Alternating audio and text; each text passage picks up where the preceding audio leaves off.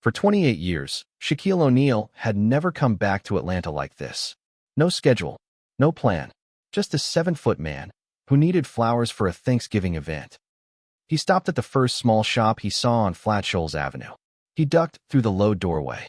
The air smelled like cold water and fresh-cut stems. A woman stood behind the counter, with her back to him, arranging flowers. He looked around while he waited. Then he saw the wall. An old newspaper, yellowed with age, mounted behind glass. A photo of a massive basketball player scoring 48 points for the Orlando Magic. March 1996. He recognized the face. It was his own face. The woman turned around. They looked at each other. Neither one spoke first. Shaq. Her voice shook just a little. He didn't answer right away. He looked at her. Then he looked back at the paper on the wall. Then he asked one question. Renee, how long has this shop been open? That morning had started like any other for Shaquille O'Neal these days. Nothing worth remembering. He woke up at 6:47 a.m. At the Lowe's Hotel in Midtown Atlanta. A standard room. He booked it because it was close to the venue for tonight's event. No suite needed when he traveled alone. Outside the window, the Georgia sky was gray and heavy. Wind came in off Stone Mountain, carrying the smell of wet earth from last night's rain. He sat on the edge of the bed. His size 23 feet touched the cold wood floor. The mattress sank under him like it was sighing. His phone buzzed. Darren, his assistant, texted, "Event starts at 7 p.m. Do you need flowers for the head table?" Shaq looked at the message. Typed back, "I'll handle it." He didn't know why he typed that. Darren could have handled it. The event team could have handled it. But this morning he needed a reason to walk alone. Before he stepped into a room full of strangers. A room where he'd have to smile the right way, say the right things, shake the right hands. He put on a gray hoodie. Jeans worn thin at the knees. Cap pulled low. More than a decade after retiring, he still dressed like the man from Newark. Not like the billionaire. He ducked through the lobby doorway. A young woman at the front desk looked up, then quickly looked back at her screen. He was used to that. People recognized him and then pretended they hadn't, because they didn't know what to do with that recognition. He stepped out onto Peachtree Street at 9:14 a.m. Atlanta before Thanksgiving had its own feeling. Not hot anymore, but not cold enough to call it winter. People wore light jackets and carried coffee cups. Everyone moved a little faster than usual. They all had somewhere to be before the holiday. On the sidewalk, an older man sold sweet potatoes and roasted chestnuts from a small cart. The smell of sugar and cinnamon drifted out in the wind. It made you slow down without meaning to. Shaq stopped and bought a bag of chestnuts. He handed over a $10 bill and didn't wait for change. The vendor looked at him, started to say something, then stopped. That was the thing about street vendors. They were too busy to care who you were. He walked south with no destination. His feet knew how to move when his mind needed quiet. It was a habit from his playing days. Before big games, he'd walk alone around the hotel. No headphones, no phone, just footsteps and open air. His stepfather, Sergeant Philip Harrison, used to say, "Before you go to battle, walk alone." Not to think, to stop thinking. There was no game today, but he still needed it. He turned onto Flat Shoals Avenue before 10 a.m. This was East Atlanta, what locals called EAV. Small coffee shops sat next to auto repair shops and barber shops. Hand-painted signs on storefront windows. Month-to-month leases on buildings that had seen better days. This wasn't Buckhead with its glass towers. This wasn't Midtown with its boutique hotels. This was the kind of place where people opened small businesses and just try to hold on year after year. Shaq slowed down on this block. Something about the faded signs, the cracked sidewalks, the peeling paint on the door frames. It reminded him of Newark. Not because it looked the same, but because it had the same smell. The smell of effort that never stopped, even when nobody was clapping. He saw the flower shop at 11:47. The small window displayed a slightly wilted bunch of sunflowers and a handwritten sign. Callaway blooms, fresh flowers daily. The green paint on the door had chipped away in the lower left corner, showing dark wood underneath. Two small cactus pots sat on either side of the entrance like tiny guards. Their leaves were still wet from last night's rain. He pushed the door open. A small bell tapped above him. Inside, The shop was no bigger than a living room. Maybe 15 feet wide, 20 feet long. 2 rows of wooden shelves ran along the walls, holding plastic buckets of fresh flowers in cold water. White daisies, pink carnations, purple gladiolus, red roses that hadn't fully opened yet. The ceiling was so low that Shaq could almost touch it standing straight. He pulled his shoulders in, stayed close to the door to leave room. The air smelled like cold water and freshly cut stems. A green, sharp smell, not like perfume, more like early morning in someone's backyard garden. He breathed it in. Once. Slow. The woman behind the counter had her back to him. She was placing white gladiolus into a tall glass vase. Her hands moved steadily and sure. Not the way you move when you learned from a book. The way you move when your body just remembers after 20-something years. Shaq looked around while he waited, and then he saw the wall. The wall behind the counter held only one thing.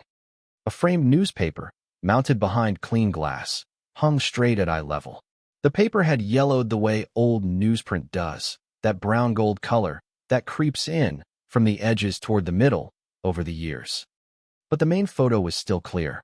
A basketball player, number 32, in the air, both hands gripping the ball above his head, mouth open wide, whole body like a bow that had just released. Below the photo, bold text, O'Neal drops 48, magic win in OT. Date in the upper right corner, March 14, 1996. Shaq went still. He knew that night. He remembered how the ball felt on point number 48. Not joy, exactly. More like relief. Like setting down something heavy in exactly the right spot. Orlando was fighting for a playoff spot. That March night was the last one he felt certain he was staying. 3 months later, he signed with the LA Lakers. He left without saying a real goodbye to a lot of people. He knew that. He'd known it even as he signed his name on a $120 million contract. Some things in Orlando would not get packed into boxes and carried west. The woman's hand stopped on the flower stem. She turned around. Shaq saw the face of Renee Calloway. Her hair was shorter now, natural curls along her temples. Small lines at the corners of her eyes, the kind that come from years of leaning, overwork under dim light, not from laughing. A dark green apron tied at her waist. Her right hand still held a gladiolus stem, freshly cut, white sap still wet at the base. She was 43 years old, and she looked like someone who had lived enough to stop being afraid of anything. They both stood still. There was no preparation for this moment. No script. No right way to start. Just 2 people in a small flower shop in East Atlanta. And 28 years between them, heavy and real, and impossible to pretend wasn't there. Shaq. Her voice trembled slightly, not from fear. More like a guitar string that someone touches after it's been quiet for a long, long time. He didn't answer right away. He looked at her, then at the paper on the wall behind her. Then he asked, Renee, how long has this shop been open? She didn't answer right away. She set the gladiolus down on the counter. Slowly, like someone buying a few extra seconds to decide whether to answer at all. 26 years, she said. I opened in 1998. Shaq did the math without trying. He left Orlando in 1996. 2 years later, she opened a shop. Here, on this street. He didn't ask the next question yet. He looked around the shop again, not to find flowers this time, but to understand. The buckets were arranged by color, not by type. Cool tones on the left, warm tones on the right. That was the instinct of someone with natural taste, not a course they'd taken. The wood floor was most worn right in front of the cash register, where she'd stood every single day for 26 years. On the right wall, a 2024 calendar hung, with a red circle around December 15th, a note in ink beside it, last day. He looked at that calendar. December 15th, he said. 45 days, she confirmed. Her voice was flat, the flatness of someone who had already cried and had nothing left. The whole block is being torn down. The whole row. They're building condos. She picked the gladiolus back up and kept working, hands moving, while she talked, the way someone does when they've learned to do 2 things at once for a very long time. Notice came in September. Where are you planning to go? She didn't answer that. Her hands kept moving. 1 stem, 2 stems, 3 stems. Then she stopped. turned, looked straight at him with the eyes of someone who had decided to be honest because there was no reason left not to be. She pointed at the newspaper on the wall. "I opened the shop here," she said, "because this was the street you used to walk down." That sentence landed in the middle of the flower shop like something heavy dropped into still water. No splash. Just quiet rings spreading out in every direction. Shaq looked at the paper, then at her, then at the paper again. In the noise of Georgia autumn outside, in the smell of white gladiolus inside, he understood what she had just said. And he understood everything she hadn't. She hadn't opened the shop to wait for him. She'd opened it to live. But she'd chosen this place to live. And that was a truth that couldn't be explained any other way. If you're listening to this story on your drive home, before Thanksgiving, take a breath. Because what happens next isn't a story about a famous man doing something kind. This is about what happens when two people live separate lives for 28 years, and one random afternoon, those lives cross again in a small flower shop that's about to disappear. The real question isn't what Shaq will do. The real question is what he'll see when he finally stops and really looks. Shaq didn't leave. That was the first thing Renee noticed. He didn't buy flowers and walk out. He stayed. He pulled the small customer chair near the door and sat down. The chair was so small his knees rose above the seat, and he had to spread his legs out wide. He sat without asking permission, not because he was rude, because he knew, if he asked, she'd say no. "How many orders does this shop fill in a week?" he asked. She looked at him, suspicious. "Why? I want to know where you stand. Nothing more." "Just that," she answered after 3 seconds of quiet. "High season, Mother's Day, Valentine's, around 70 orders a week. Normal days like today, maybe 15, 18. Enough to cover rent and supplies. Nothing left over." "How much is the rent?" $2,800 a month. "Did you try the banks? For a loan to relocate?" Renee set the flower down. She didn't go back to work this time.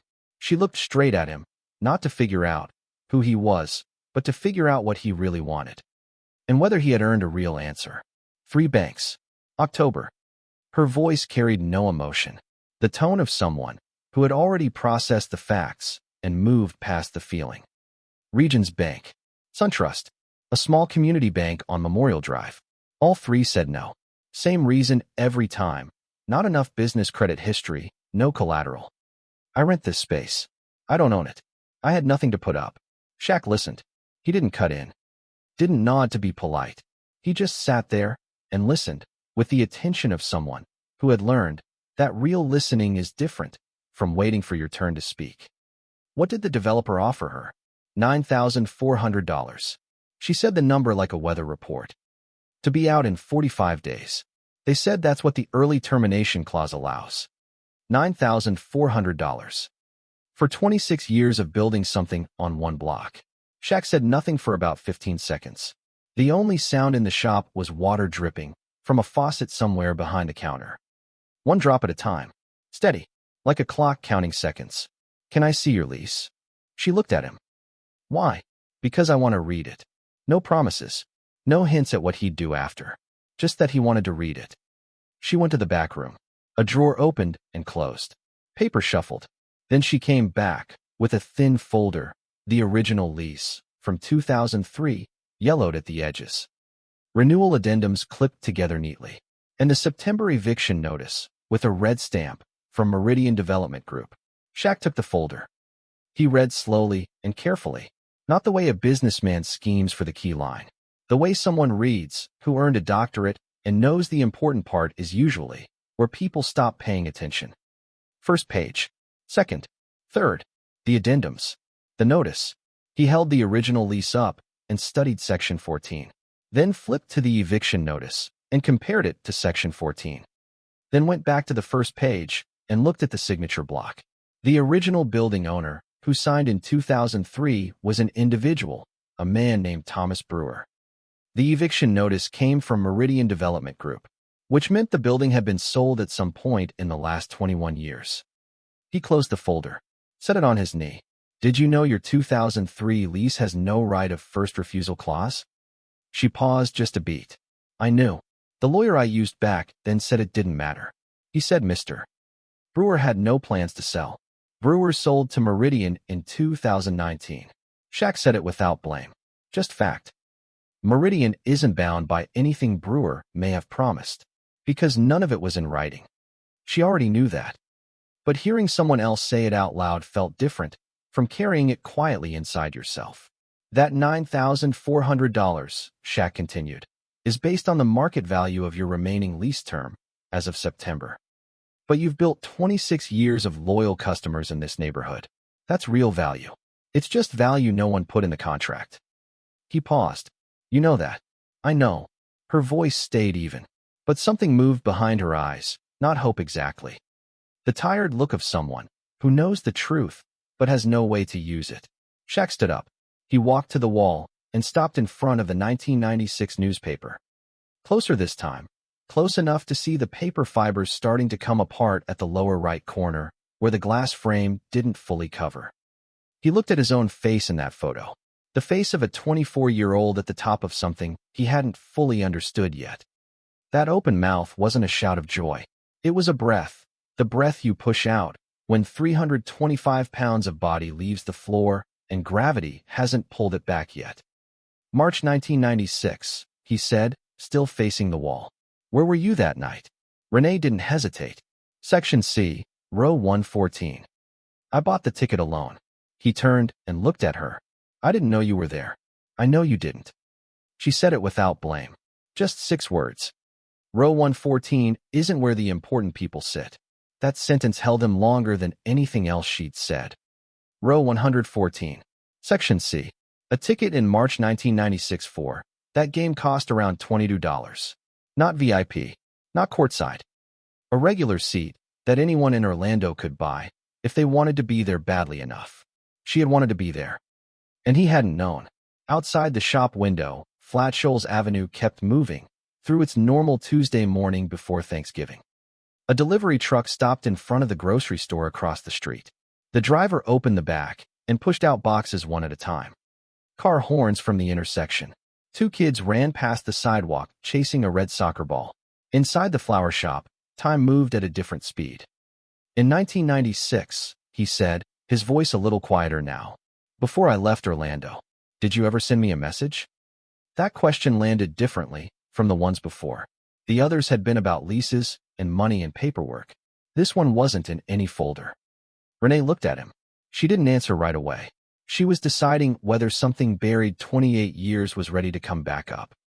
Then she said, I sent word, through your manager, Daryl Hughes. I asked him to pass it along. Shaq remembered Daryl Hughes. His manager during the Orlando years. A man who always wore a Navy suit and always said, let me handle it, just focus on the game.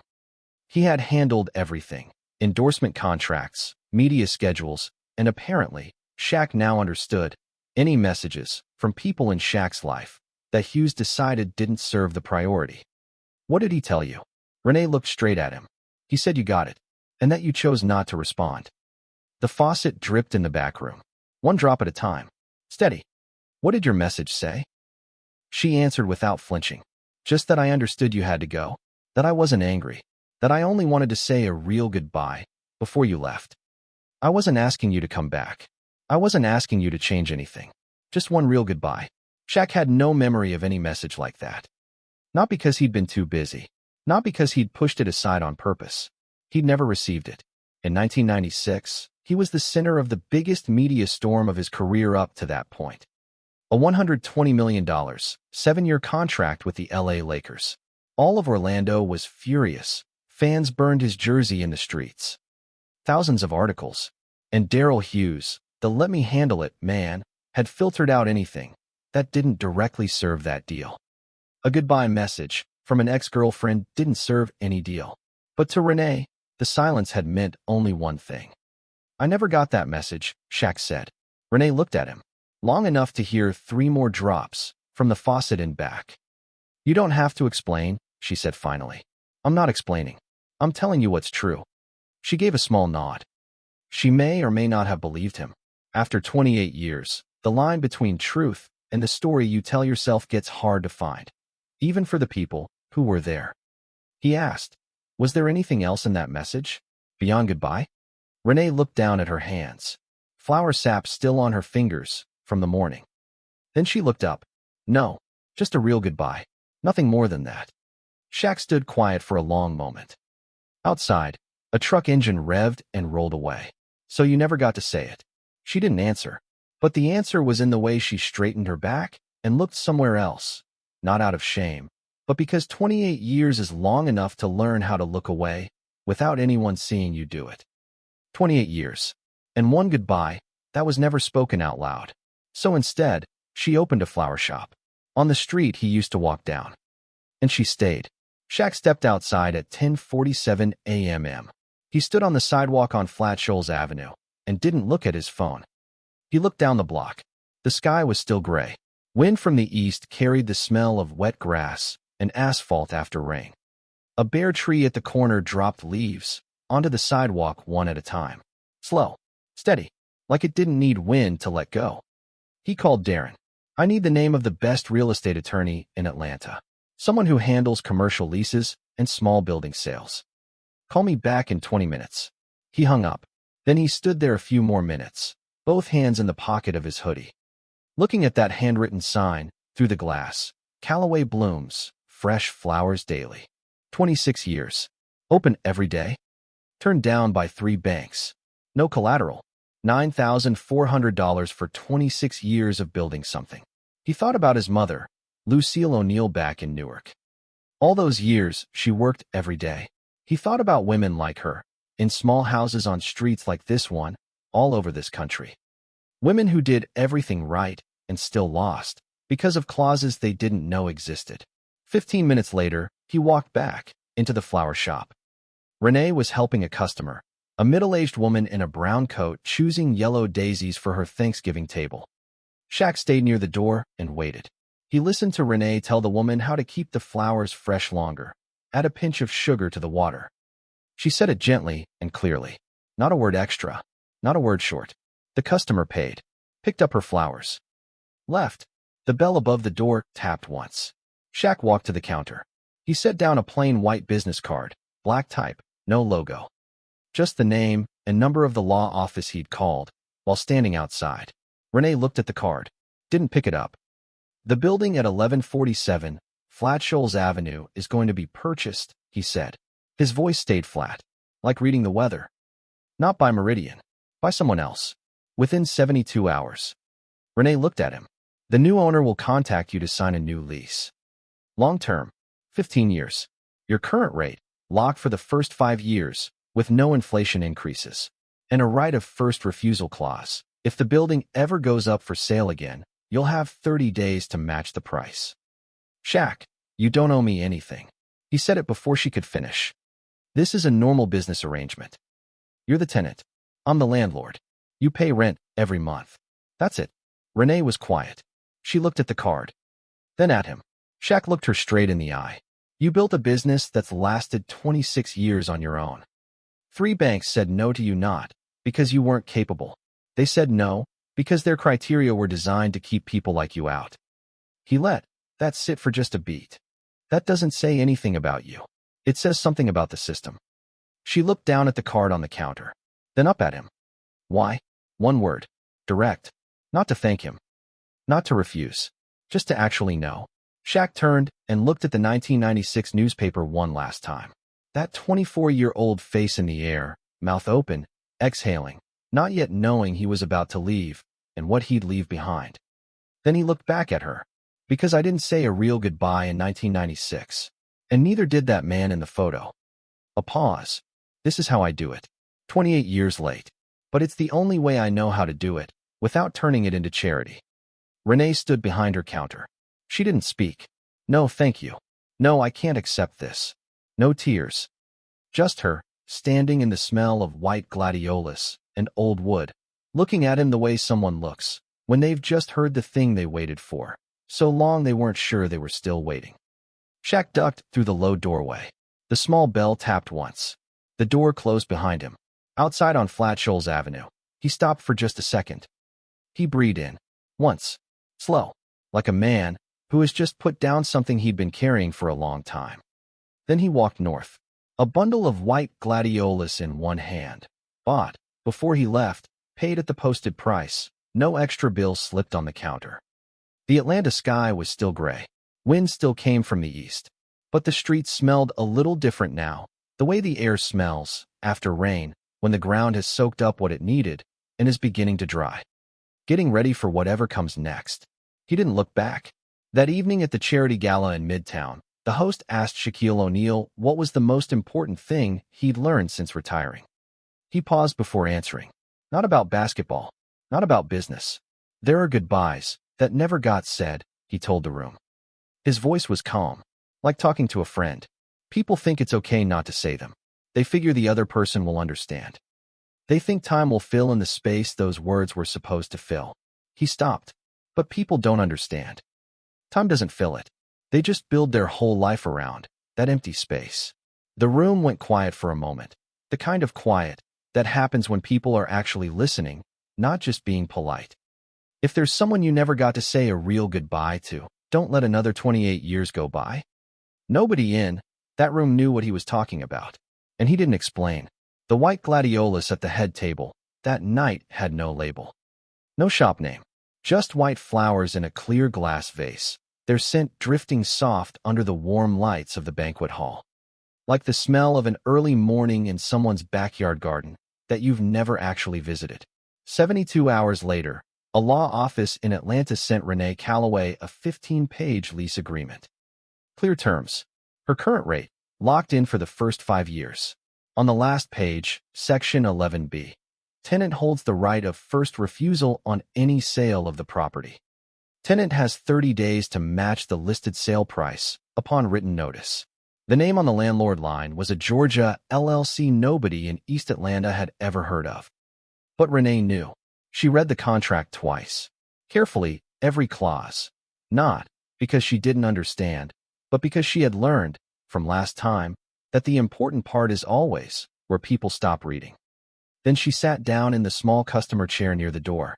The chair where, 3 days earlier, a very large man had spread his legs wide on either side just to fit. She looked up at the 1996 newspaper on the wall. The photo was still there.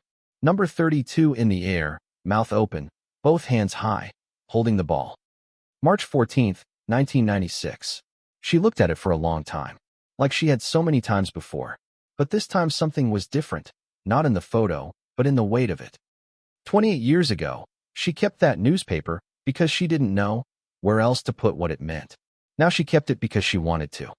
That was a small difference, one only she could feel, but it was real. She folded the contract closed, picked up a pen, signed her name on the last page, steady and even, the way her hands moved when she cut flowers. Then she stood up, opened the bucket of white gladiolus, and started arranging the next morning's orders. Scissors on stems. Water running in back. The smell of fresh flowers and old wood. The shop was still here. The 1996 newspaper was still on the wall. And for the first time in 28 years, both of those things were true in a different way. A note from the storyteller. This story is fiction, but it is built on things that are real. Shaquille O'Neal did buy back mortgages from Orlando families facing foreclosure, then resold those homes to the same families under easier terms. He didn't announce it. He didn't hold a press conference. People only found out when the families told their own stories. In 2020, he quietly paid the full funeral costs for Dexter Rents, a young football player shot and killed in Orlando because he couldn't watch a family have no way to bury their son. The reality of small business owners losing their space because of missing lease clauses is a real and common legal problem in the United States. Thousands of small businesses, especially in neighborhoods being redeveloped, like East Atlanta, Bed-Stuy in Brooklyn, or working-class blocks in Chicago, close every year not because they failed, but because they didn't know to ask the right question when they first signed a lease. The right of first refusal clause is a standard legal provision.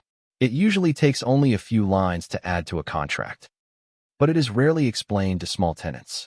If you are renting a commercial space, ask your attorney about this clause before you sign. And if there is someone you never got to say a real goodbye to, don't let another 28 years go by. This story was written by a human being, based on the observation of how people feel when they face the mistakes of the past and get one small chance to do one small thing right. All characters and events are fictional, except for the historical details of Shaquille O'Neal's career with the Orlando Magic from 1992 to 1996.